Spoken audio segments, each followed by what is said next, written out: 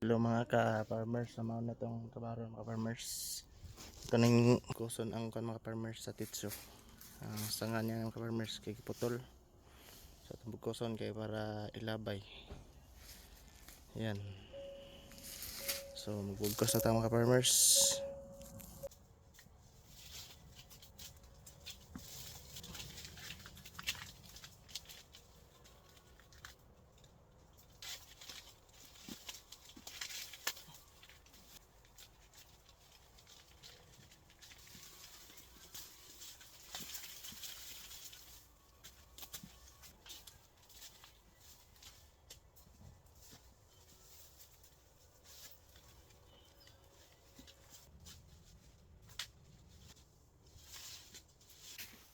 So mga mga farmers, so nasa ito na mga farmers oh. Yan, no. Anong hinahinarigid mig ko na ni punit. Yan. Nasa tunok.